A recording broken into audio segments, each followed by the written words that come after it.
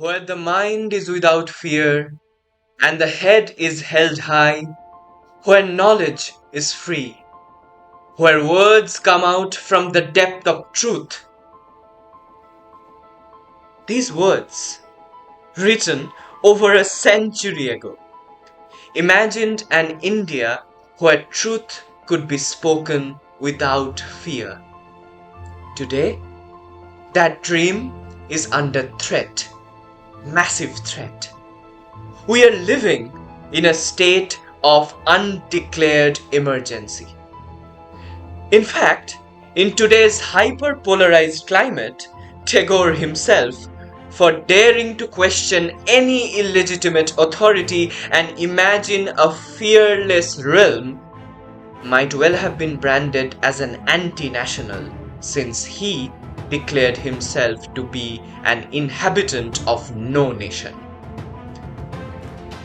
As you know, in a democracy, truth should be spoken without fear, right? Yet, in today's India, speaking truth to power can cost you everything, even your life. We are facing a dangerous rise in SLAPPs, SLAPP, strategic lawsuits against public participation. What are these SLAPPs? They are massive, costly lawsuits filed not to win in courts, but to intimidate, exhaust, and silence critiques. These suits weaponize defamation claims, legal technicalities, and endless hearings to drain your time, your money, and your mental as well as physical health.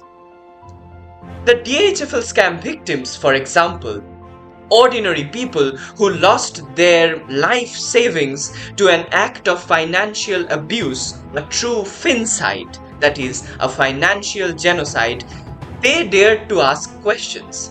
They sought clarity on the resolution process and planned the corporate takeover and the fate of their money without pursuing any personal vendetta, but only in search of justice and transparency. Now, these DHFL victims are being sued for crores by Mr. Ajay Piramal's amateurish legal team, TSK Legal. Among these activists are certain OBMA members like Devaprasad Bandyopadhyay, Ravi Pratap Singh, Amit Kumar, and SR Pal. Astonishingly, even LinkedIn, Facebook, and Twitter, which is now X, were dragged into these cases, showing that their intent is not justice but suppression. Yet, one OBMA victim among these people refused to be silenced. With nothing but a keyboard and the idea of justice, he continues till today his legitimate non-violent fight in the digital space as a digital nomad, proving that resistance can survive even under the heaviest of heaviest pressure of India's growing threat culture. Some of these SLAPP cases demand as much as and as fictitious as 100 crores of rupees. Sums designed not for fairness but for fear. SLAPPs are not just personal vendettas. They are a systemic threat to democratic values. They target journalists, whistleblowers, activists, students, anyone who dares to expose any kind of wrongdoing or injustice. Our Indian Constitution protects the freedom of speech and expression under Article 19(1)(a) and the right to peaceful assembly, including digital assembly, under Article 19(1)(b). These exist so citizens can question and hold the government accountable without any fear of punishment.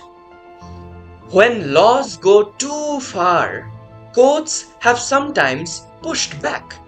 In 2015, for example, the Supreme Court of India struck down the infamous Section 66A of the IT Act in Shreya Singhal versus Union of India, a law that criminalized offensive online speech. The court recognized and stated that vague, sweeping powers to arrest people arbitrarily for their posts were a direct attack on the very core value of free expression. But today, new tools of suppression have taken its place.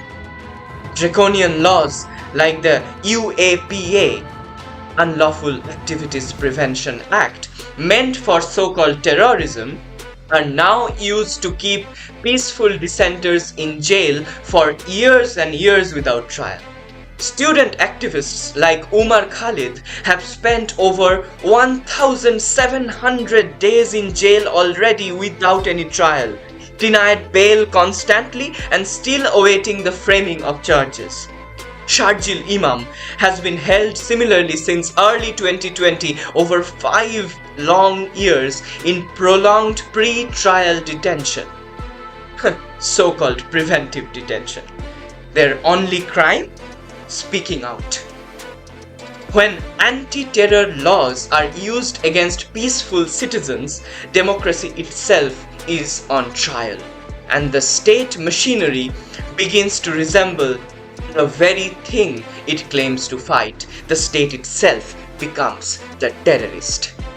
Even women like Bilkis Bano, who lost her 3-year-old daughter and over a dozen family members in the 2002 Gujarat pogrom, now watch in horror as her convicted abusers walk scot-free under the garlanded protection of today's political executive.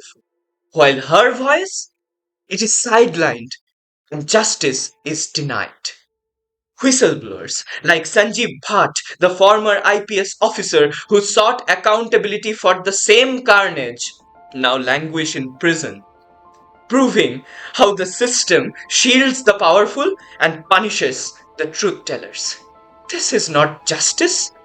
This is lawfare. Law as warfare, law as a weapon. It has already cost lives. Father Stan Shami died in custody after months of neglect under this very same UAPA. Professor G.N. Sai Baba suffered years of incarceration despite severe physical inabilities. They and others were victim of a surveillance system, a surveillance regime that included the Pegasus spyware, borrowed from the genocidal state of Israel and deployed by the Indian government to monitor and suppress dissent. And also, India's digital privacy laws are dangerously weak. We must keep that in mind.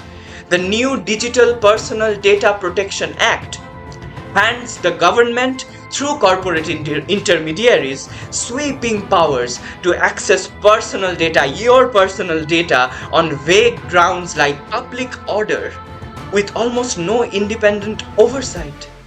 What is this? What on earth is this?